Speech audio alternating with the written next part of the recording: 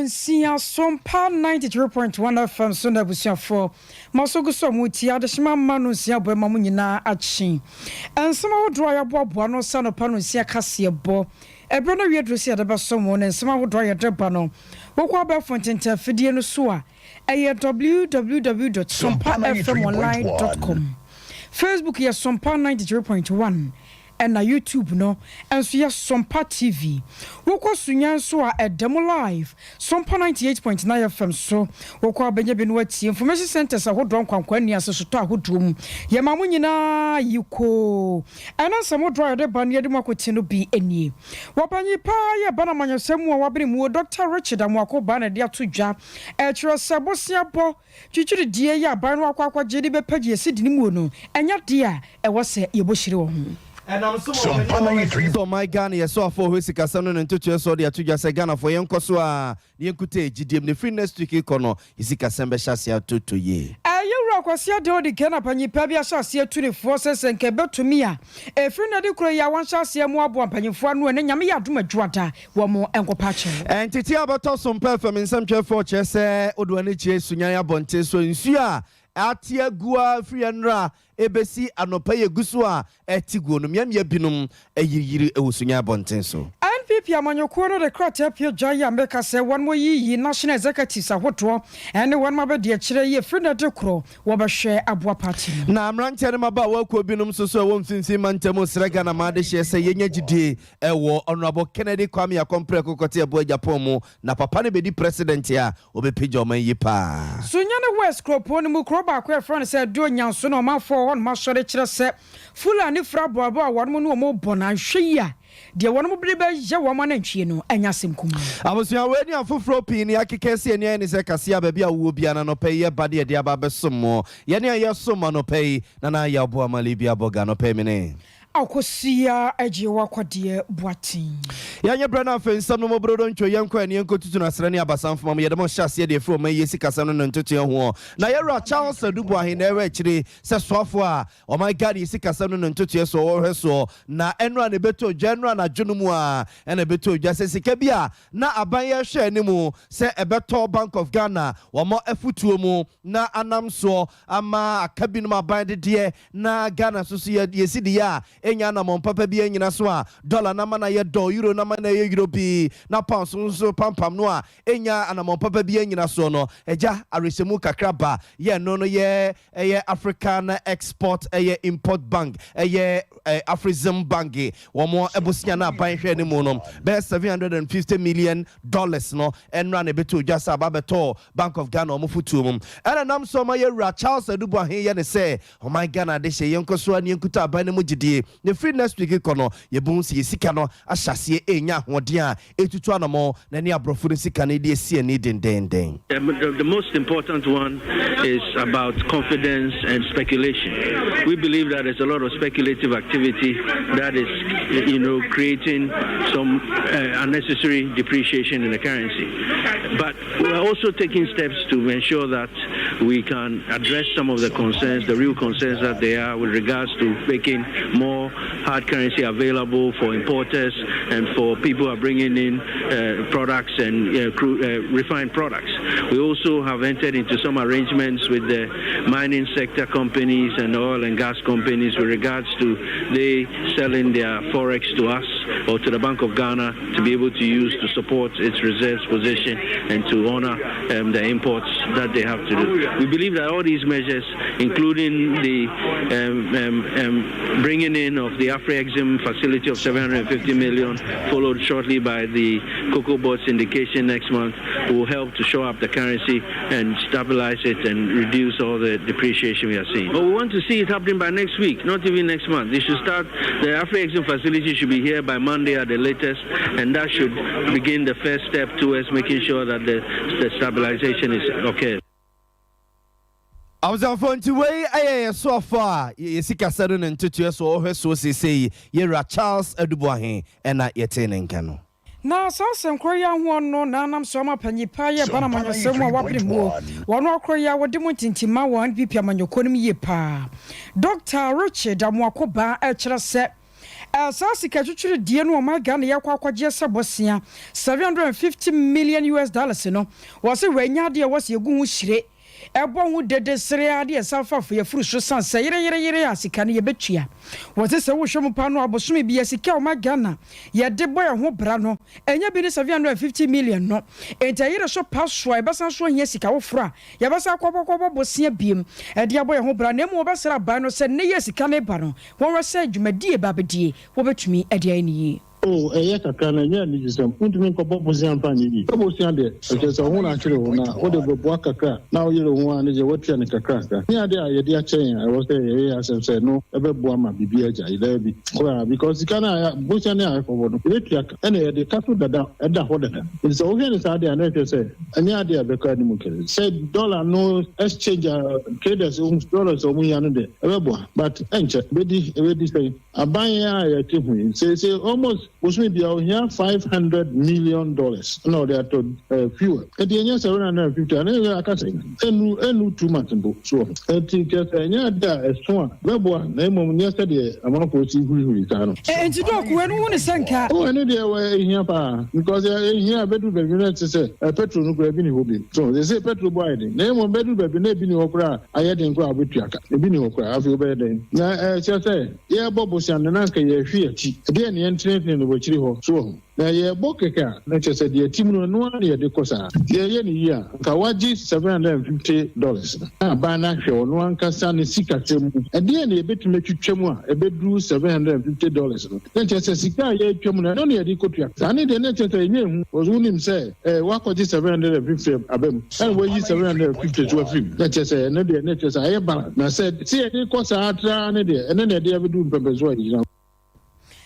Dr. Richard Amwakuba Panyipa ya baramanyo semu wa wabirimu and washasia wotu Ghana bainfo. Amzanfo ye guso Sompa 93.1 FM ya no panonsi akase na nsan ba bia wo bia no ye guso ayede ma wo no wa dwenche no nsusu efahia yen wa bra wo kan ho Facebook Sompa 93.1 FM Sompa 93.1 FM ko YouTube no mo a Sompa TV Ghana wo tienka osunyane ne mpatemu a aha Sompa 98.9 FM Sompa 98.9 FM abusia yento akase no so mamo na yemfamo enko sunya bonten so mama ni tua se efi anura ebesi anope ya eje ano dam gugwa se ba efu yiri nsuo no guso atigu ewo komase abonten so yeni mara se sunyane sa na ye de a ene o my Ghana fa na nyina sa na tie de a na nsuo se enura de o my Ghana ni ntrodo ene ni ntua saso no nsuo no atigu pa ya na enya semketoa na numo ena ntete a abato Sompa FM nsemtwefo penspedu kataremrant apono so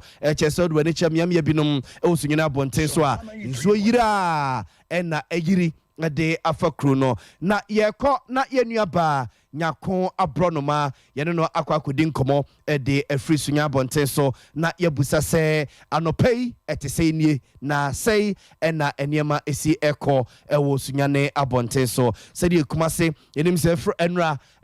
nwumre no tigumwa to aso a anopei ejinamu no yenko eni nkobisa se nsuo no atiana nyako mache Yania Olivia Boga. Hey, ensure na yiri say ye ewe TV shi. Na je say ahano baby ensure yiri sunyane brone obaya.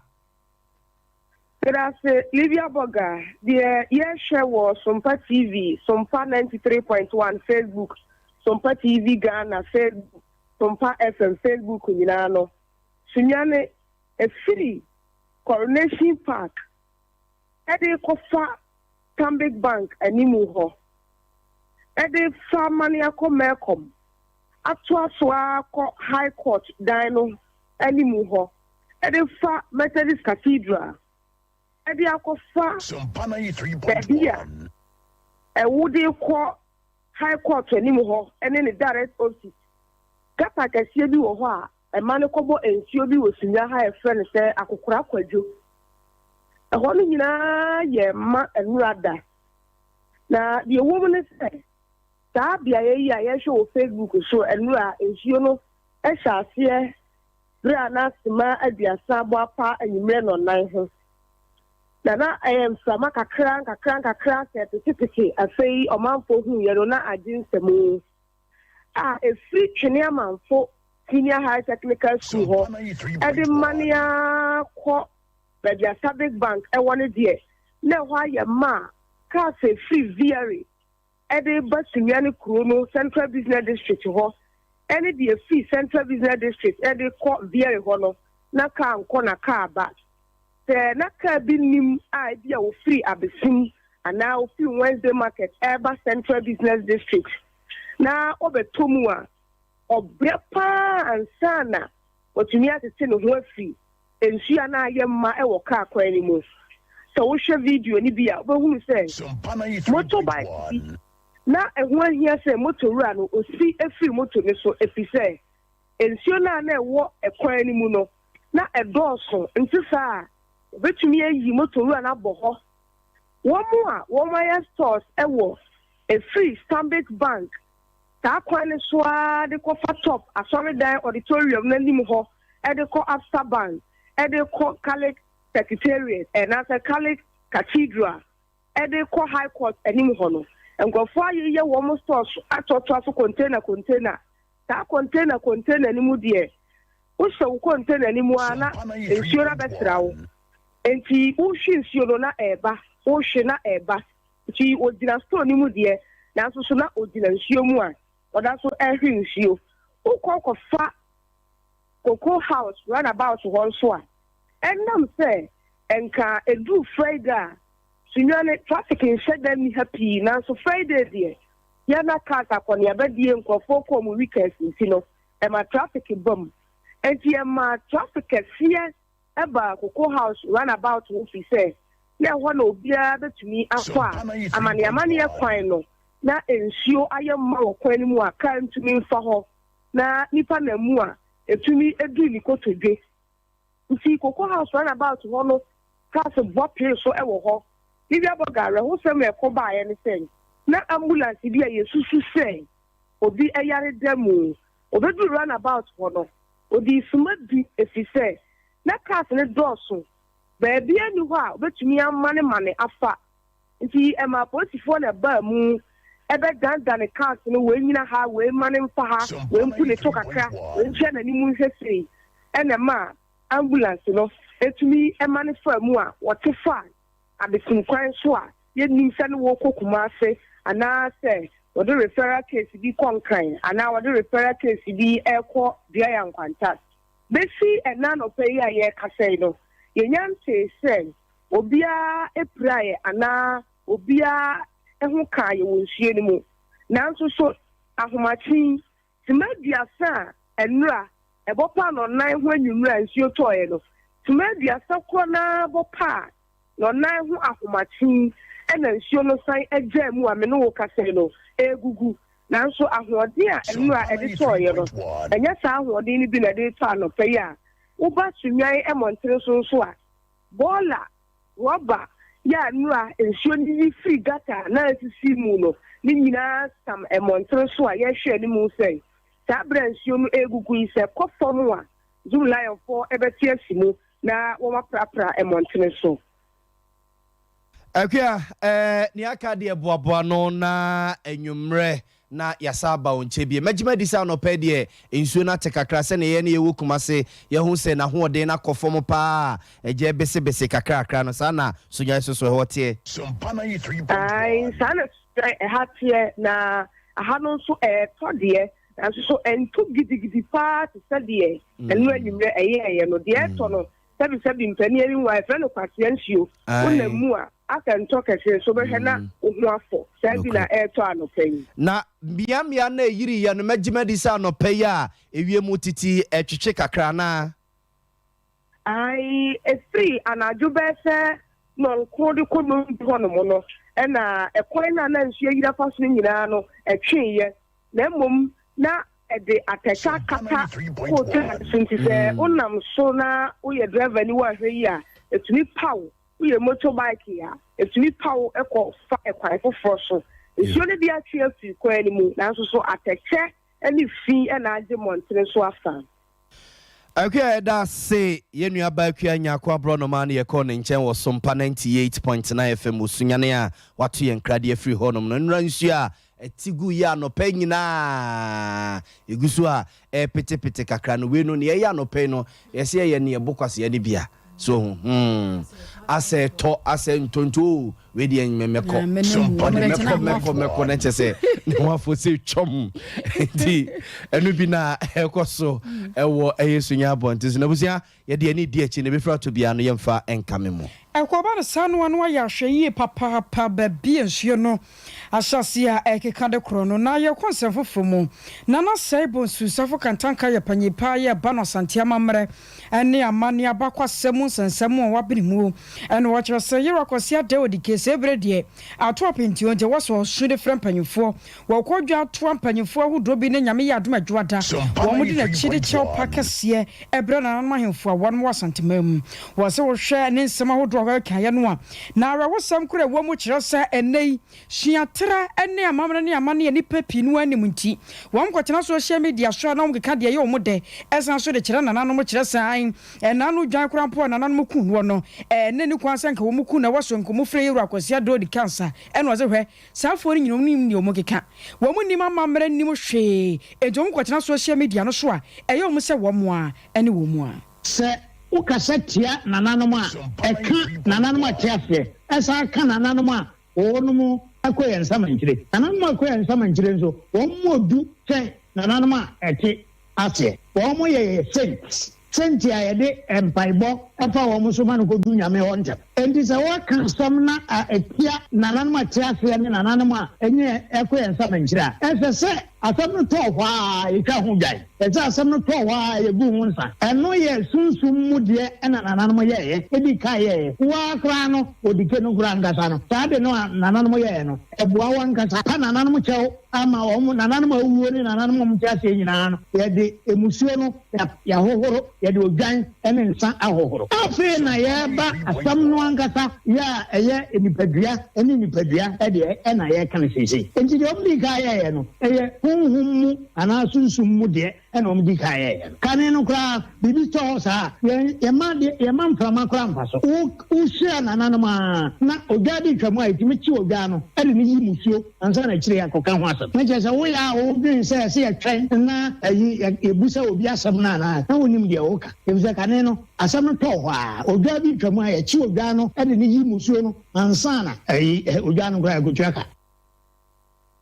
I was for way a panyipa ya bana santia bakwasemu a wabirimu na na sebonsu safo kantanka eno churchere ensemu na na sebonsu safo kantanka mananso eno achi no ye ne se ye nuanom oyire pa FM wone radio ni yatotum no sempenimfo eda no etimi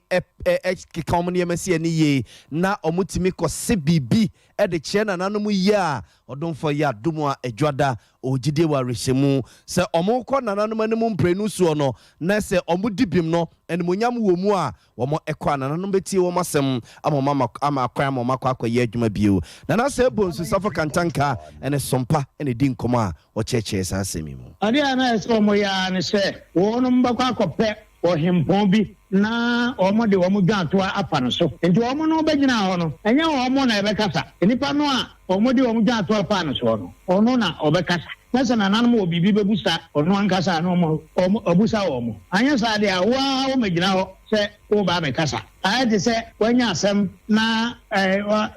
akọ court empembi se lawyer nkan ho a na wasem no itimi ya nwonwan se omo kire omo kwan se kwan ya monam so bae no ene kwan no monko na mompa jato emu odene mra ye kan se kire wo a eye se wa o de no a o de bae no enye jato emu odene o ba na nka jabe hene di wanim o ba na nka bia mamponyi di wanim o ba emfa no se ho kra de esosonodo o ba na bia kuma se enhimfo no bi ya o mo ye abrampon no akodwa to abi visa asam na siye no kuma se man asam ndi asese wo hene bia one wo mo a tete ho ebe kan asam no one wo mo pe enkrofo bi adane asam no akoye ne se nananom che wo mo se omo engodum omo tubi yesa na tie nananom tu wo mo po se de omo tra omo kwan se mu ba ye no yesa na ye no munko pe obi enimu mra no sa na omo sa kaka ho se afenso se bayo ne be hu sampa mo wafo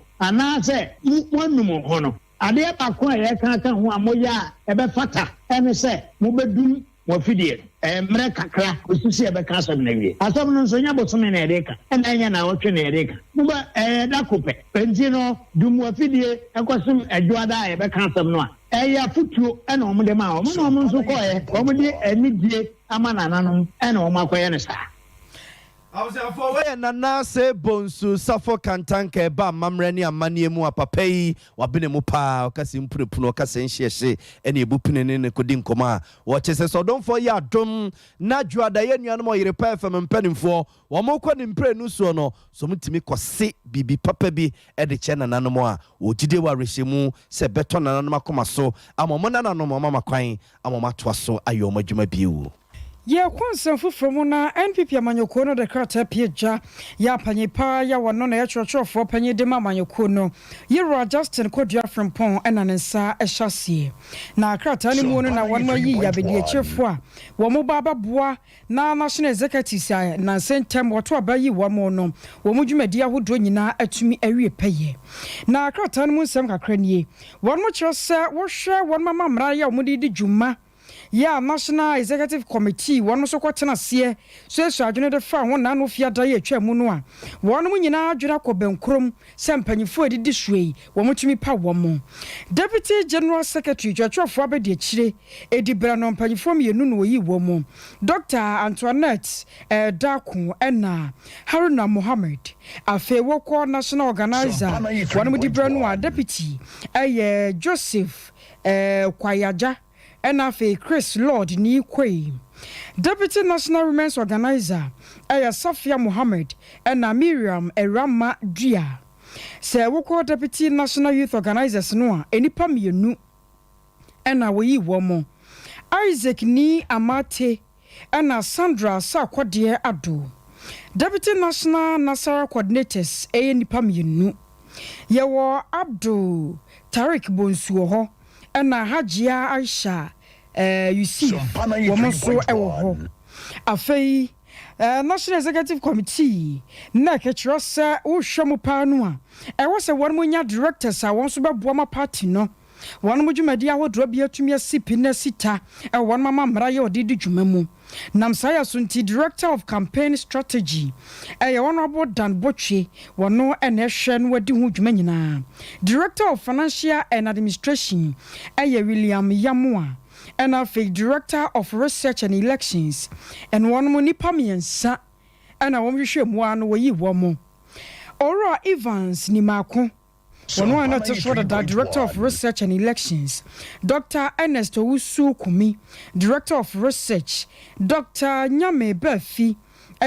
Deputy Director of Research afei Director of Communication so no emusu die Ora Richard Ehiaba Director of Communication Yera Ernest Owusu Bempa ne Deputy Ora Kamal Dean Abdullahi Deputy Mrs. Rabi Salifu Deputy Miss Jennifer Oforia Pia Deputy Ora George Kwabia Sante Deputy Director of Communication and a Dr. Esiedu Kokuru wono se Deputy Director of Communication wo munyina ni panson en wayi wo mo wo Director of External Affairs no so a Ora Frederick Kofiameyawo wono ene panyipa ya wapa no na be de chirefo ye Nana Safo AJI Deputy Director of External Affairs Portia Adwasian wono so ye na be de chiresa afei Director of Protocols nsunie Ora Kwadwa Ferry wono mu yi no sa panyipa ya wo ba behweso na na be de chire so ye Ora Kwabena Ofori Frempon Deputy Director of Protocols afei wo Director of Information Technology IT ho dibra no so a Ora Eric Ntori sana na sana ya bono wono na wono yi no sa panyipa ya won na ba hwe IT dwumadie no so na ba de kire Ora Stephen Forson Deputy Director na won mapa wo mo na sempanyifo kuku dami na NPP amanyoko no na no fiade ye twam wo ya wo mkotena se esi ho dwa ehwehwe adwene ne won mapa wom se firi na de kro nyina no won ma meye bi emfa emmoa ewo party ne dwumadi a won mu die mu na atumi aboa na fempim yenu ne aduone na 2024 abato amanyoko ne bato na timi SCP krata ye ba ya no yera Justin Kodua from Pon churchofo panyi de ma amanyoko no wono ena ne sa ehyasie Yegusua wa amanyosemu na ekobi from say Tim Ken ye wo mfimfi mantem no mosrega na made hye se yenkoso a na yenya gidi ewo yewura Kennedy Kwame Akompreko Japan ne mu papai wana emra so geni o mra so gefie ma de hye a wo mo asen central abaton peso sei ene bidie nso jankasa mirikra de wanane nani apede a obepe president ye die ya ne nyina ye se osono ko kwa mpipi amanyoko echitafo etwa ne ye se ne for emfa to me mano na onhim franka emfa ma party no na onfo mo nkosa 2024 elections no mum eno na kuo ye sra Ghana ma de hye nyina se onabo Kennedy Kwame Akompreko koche bo Japan enya ne mugidi nsem odi tu gya ne nya numudwa enumdua no bi smogre nya ne num obetimi aye wa ye bi pen we businessman ya oba be kuto my Ghana no watoto na waye nheseye se eye business eye company obi manage abrantie eye Prince Anoche ena ekoi waye kasamafo edano ne nchiremu eni yebutan ya ene yedida yikoi eti eye se yeti koi be eye 2020 na butaya ameriti ko ni se Ghana mabunu ebre Ghana mabunu se ne kan se ye sorry a ase ye nam se enyanka yeni adwuma eye nje se ye tikoi na yakasa ama Ghana emabunu ye tikoi ne ti se ye papa kan di Japan eye se obaba abe pray o man panyini nje sadia na ye se ye de ye support ene ye bibia ebetata ye papa echi because say ye nim say wono na wo ababataye wono na wo man mu ho dadwen wono na odwe yi tutu ho wono wo tema anima oman nti na se sadia se so betan ne techi se anamuntu a wotu no na bibia obekobia ye ne beko ne ye ka che party delegate ni se adisede ana Ghana mabu ye de etutu mo ni se ye se wo mo ye nsa da ye se yem se ye papa bitime abedi o man so a delegate mo aba mo beto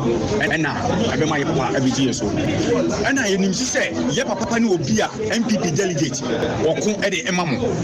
wona na okan ma hawo ene mo hia asem e de emam eti se nipa we so ba be ye mampanyina gen na chese delegate oni mo papa bi e de emam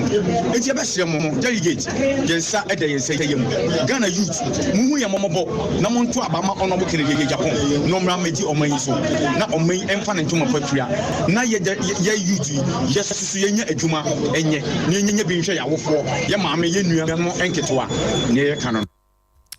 I was for way yewura Prince Anoche one ekwe from say Team Kenya e won finfi mantem wodano say penekwanchefo na no ache na Haji Akadija so a ekodi mu ntintiman e de kakra esoso Team Ken omoye youth of Ghana devoid of politics we are wo mubi wo ye Ghana ni a oka ekoi mu automatically se omoto nsa friend say emra metai wo mochi no monda omuko nedi ye hu say youth bi ewo Ghana ha omaka omo abo omudi omuni ku obi mu nanso ne omo hwehwe ne se yewura honorable Kennedy Japan obeba bedi omanim esan se omutie ne kasae na chese owo homa wo omambia nso youth na ye de chichiri it is a youth na sorry say no mo pa na wo say ye mu bi so ye betai wo chese ye pe leader ojo grassroots ye pe leader obetimi akọ koden edi ama amadachi omuso omawie ye na esi say yeso ye ba ye no ye message ne say arise Ghana youth for your country. This nation mother Ghana, it deserves your devotion, so let us all come together to say the yenyomne kano. So we are all in this together. It's about time our youth change the course of this country. Ye papa honorable Kennedy ono na omotu omani a omuhu no because ono na dane da oka omwasem enti we are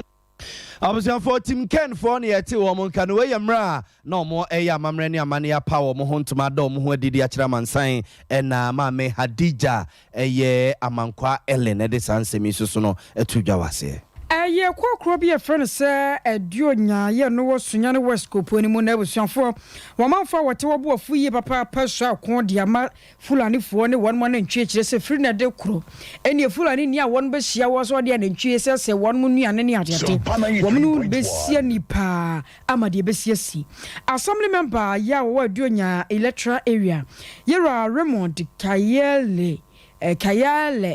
sana na sana yebo no Kayale wona Sompa kase kasai o mentie bi Fulani for na twele mo ha be nfie mienu ye kwadan MCA na o de soldier for any police for pa o mutu ne twele mienu a o say ceasefire asa o muntu bio na o madan o muni apa na ne twele so still o mo say ekuafo no niema onso na yenye bibidi na yenye bi ekwaye so abasa ni ehun kura boy manu behu omu wa so mu a omu pampam omu ye kura wo nipa ba ko wa so mu a usu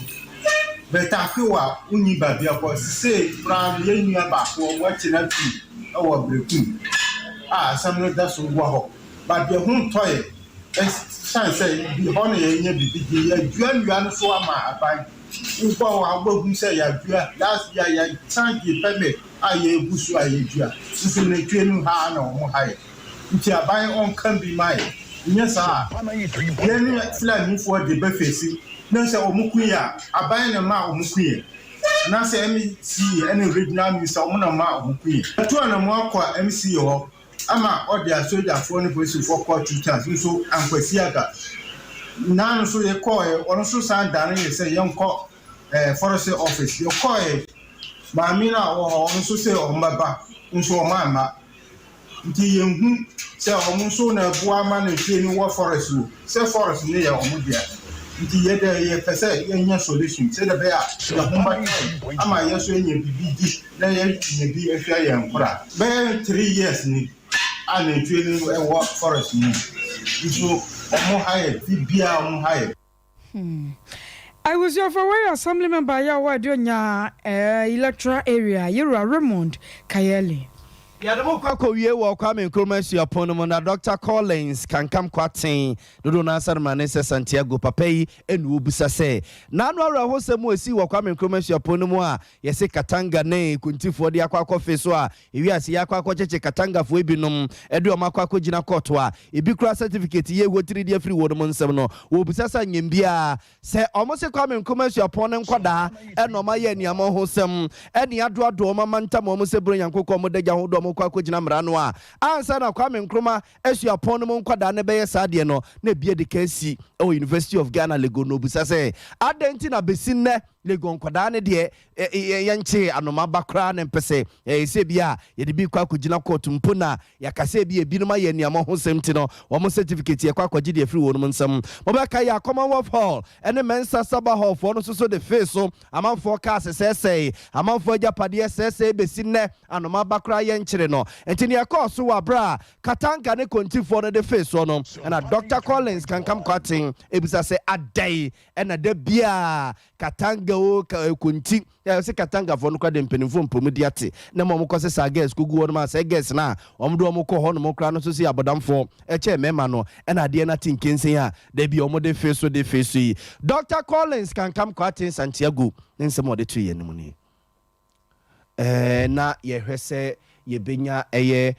Dr. eye Kwatin Dr. Kwatin nensem no kakra nanka yahwe nanka yede amamo obuzafo yehwe na yenko na Dr. eye kankam Kwatin nsem no yenkuti omo ti sa 1000 meters away e ko Queen Soul echi ana Katanga fo no omo ni kire omo kwan so omo ko omo ho na sula kontifo ni di omo chi e je ko dum repi no na Katanga fo no se be omo ti gina e se o pam fu out in be ma e no tu hwe video na ko na Katanga fo no da omo ni extra kontifo no sa e be du konti ho na ni ana abotufo no ko so ho ama fo ka ani ade SSA enu mu ana na ya alumina fo na e ya America na Katanga for no side book kontifo no se de ko konti ani mu ho no kasa America no Katanga for the controller na ko mo 2 weeks before e dis Lagos akoko Sompa what is here student bi what is here obi akoko Lagos the alumni police in 24 regional police command omo ko school mo any common work students ko share ko kasa kire omo omo flow no ko me sasaba ho na omo students ko share no kasa kire omo obi ka say obi aye boni ameni fa ne famra kwan so say gran no dan to obi an kokoti an chi obi an chi kuma so mi an chi obi an ade e mu bi akoso enu si adani parents ya ofo ya kuma ba to what you say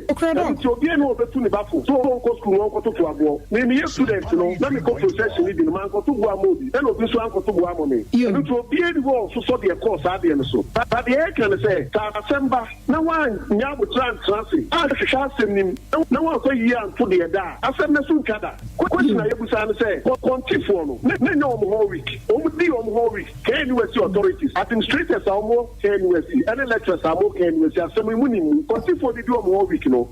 bia ko sia omo for Dr. Collins can come kwatia dodo no afre ne se Santiago na yetene ye general resonate den 7 nyina SC yamfa sedama newsroom adehye nyina kokua Veronica kosua somo a wohene ni kwabena kase ene mofi ne nkai ne nyina woko MC a won so a nana yawo ni Akiola school fees PK Rocky Rexford Godfred Ketchwe ene enkai ne nyina so dombo aye ena afenso Sompa sunyan akuya nyako abronoma